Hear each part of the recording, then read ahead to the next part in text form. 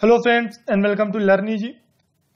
दोस्तों, भारत के महत्वपूर्ण गवर्नर जनरल्स और वायसराय की श्रृंखला के इस पार्ट में हम चर्चा करेंगे महत्वपूर्ण वायसरायज में सबसे पहले लॉर्ड डफरिन की, इसके बाद लॉर्ड लैंसडाउन और लॉर्ड एलिगन द्वितीय।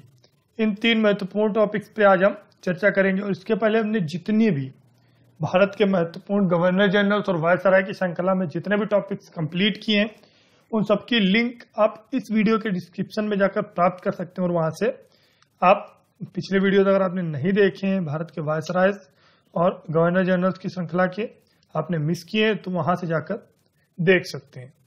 तो आइए शुरू करते हैं आज। और सबसे पहले बात करते हैं लॉर्ड डफरिन की।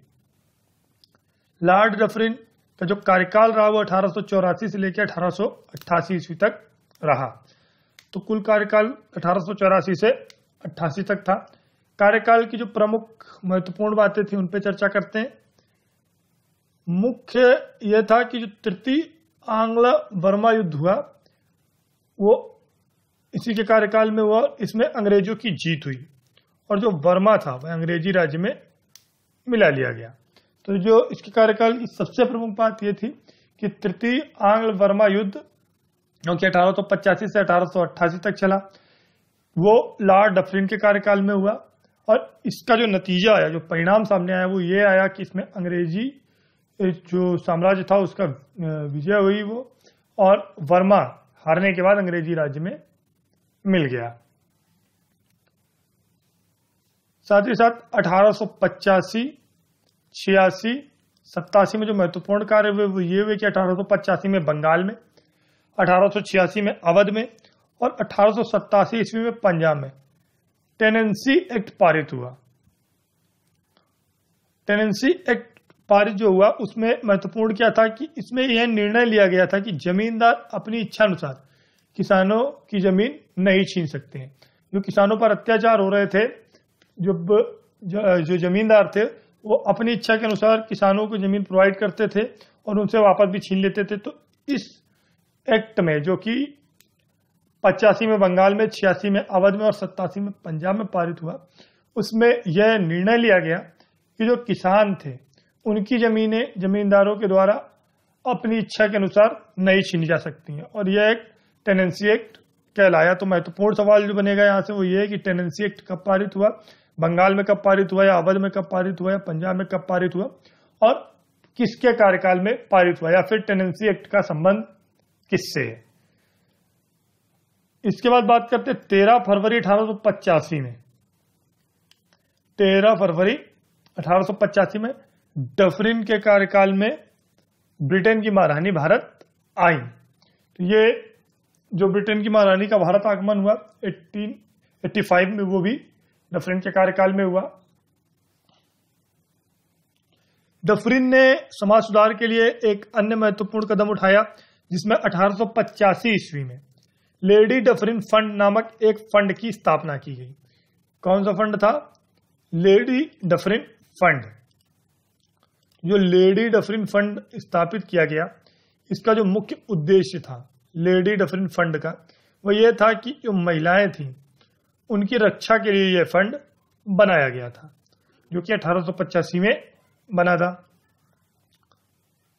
और जो लॉर्ड डफरिन थे उनके कार्यकाल में एक जो सबसे महत्वपूर्ण घटना हुई वो ये हुई कि 28 दिसंबर 1885 ईस्वी में बंबई में A.O. ह्यूम ने भारतीय राष्ट्रीय कांग्रेस की स्थापना की। तो उस समय जो कार्यकाल था भारत पे वह लॉर्ड डफरिन का था। तो डफरिन के कार्यकाल में ही भारतीय राष्ट्रीय कांग्रेस की स्थापना हुई। और कब हुई? 28 दिसंबर 1885 को। अब बात करते हैं लॉर्ड लैंसडाउन की। लॉर्ड लैंसडाउन की चर्चा करते हैं। तो जो कार्यकाल रहा लॉर्ड लैंसडाउन का वह 1888 से लेकर 1894 तक रहा। 1888 से 1894 तक लॉर्ड लैंसडाउन का जो कार्यकाल था वह रहा। मतलब डफरिन के बाद जो महत्वपूर्ण हुआ वह कार्यकाल में जो महत्वपूर्ण बिंदु थे वो सबसे महत्वपूर्ण यह था कि लॉर्ड लैंसडाउन ने मार्टिन डूरंट की अध्यक्षता में एक दल अफगानिस्तान भेजा। और क्यों भेजा? सीमा निर्धारण के लिए भारत और अफगानिस्तान के बीच तो इसका जो परिणाम आया, जो दल गया हुआ था मार्टिन डूरंड की अध्यक्षता में, उसने 1893 में भारत और अफगानिस्तान के मध्य सीमा निश्चित की और जिसका नाम डूरंड रेखा रखा गया। चूंकि ये मार्टिन डूरंड की अध्यक्षता वाला दल था तो अध्यक्ष के नाम पर ही डूरंड रेखा इसका नाम पड़ा। तो कब ये भारत पाक के मध्य जो सीमा का निर्धारण हुआ कब हुआ? 1893 में, 1893 में। और किसके कार्यकाल में हुआ? लॉर्ड लैंसडाउन के कार्यकाल में। तो ये यहाँ पर बहुत ही महत्वपूर्ण पॉइंट है।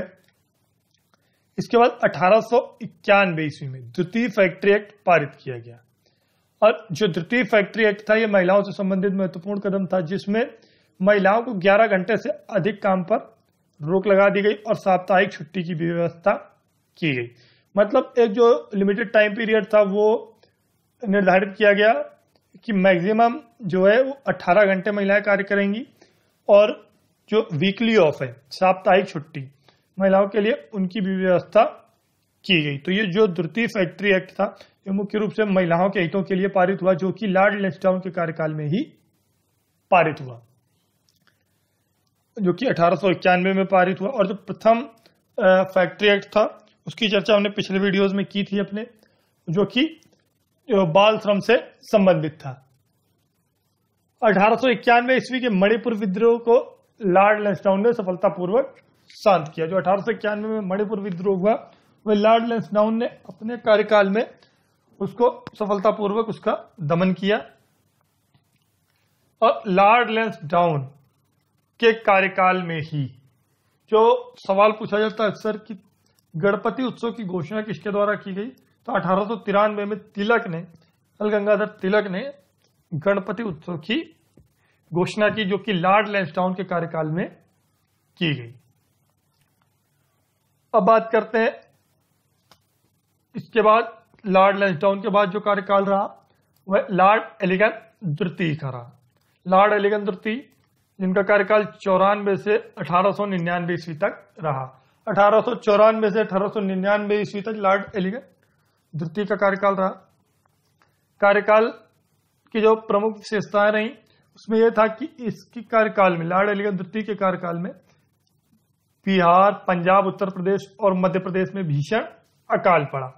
मतलब अकालग्रस्त हुआ भारत लॉर्ड एलिगन द्वितीय के कार्यकाल में ज्यादा, क्योंकि 1895 से 1898 ईस्वी तक जो अकाल था वह मध्य भारत में काफी ज्यादा अपना पैर पसार चुका था, जिसमें मध्य बिहार, पंजाब, उत्तर प्रदेश और मध्य प्रदेश शामिल थे। लॉर्ड एलिगन द्वितीय ने इन अकालों की जांच के लिए जेम्स लायन की अध्यक्षता में एक लायन कमेटी का गठन किया था, जिसका कार्य जो अकालग्रस्त क्षेत्र थे उनके कारणों और उन पर सुझाव देना था। लॉर्ड एलिगन द्वितीय ने भारत के विषय में क्या कहा, ये जो है महत्वपूर्ण पॉइंट बनता है। तो उसने ये कहा कि भारत को तलवार के बल पर विजित किया गया है और तलवार के बल पर ही इसकी रक्षा की जाएगी। ये पॉइंट अक्सर एग्जाम्स में पूछा जाता है, ये कथन किसका है? तो भारत को तलवार के बल पर विजित किया गया और तलवार के बल पर ही इसकी रक्षा की जाएगी, ये कथन लॉर्ड एलिगन द्वितीय का था। और लायन कमेटी का गठन किसकी अध्यक्षता में हुआ? जेम्स लायन की। और किसके कार्यकाल में हुआ? लॉर्ड एलिगन द्वितीय के। लायन कमेटी किससे संबंधित थी? अकाल जांच से। तो ये महत्वपूर्ण पॉइंट है लॉर्ड एलिगन द्वितीय के कार्यकाल के। अगले वीडियो में हम बात करेंगे महत्वपूर्ण जो वायसराय रहे लॉर्ड कर्जन, उनके विषय में विस्तृत रूप से। सो फ्रेंड्स, इस वीडियो को देखने के लिए थैंक्स। अगर आपको वीडियो पसंद आया तो इसको जरूर लाइक करें और अधिक से अधिक शेयर करें। रेगुलर अपडेट्स पाने के लिए हमारी जितनी भी सीरीज चल रही है चैनल को जरूर सब्सक्राइब करें। शाम को 6 बजे जो लर्न इजी का लाइव टेस्ट होता है उसका हिस्सा बने, अधिक से अधिक मात्रा में शामिल हो और अपने जो क्षमताएं हैं आपकी उनको जांचें और उनको और अधिक बढ़ाएं। सो फ्रेंड्स, अपने सुझाव में कमेंट बॉक्स में बताएं। अगर आप कोई अन्य सीरीज चाहते हैं जो हमारी सीरीज रनिंग है उनके अलावा, तो हमें कमेंट में बताएं जिससे हम वो आपको प्रोवाइड कर सकें। फेसबुक की लिंक आप वीडियो के डिस्क्रिप्शन में जाकर प्राप्त कर सकते हैं, जहां से आप हमारे सारे वीडियोस फेसबुक पर भी प्राप्त कर सकते हैं। So friends, thanks for watching. Thank you.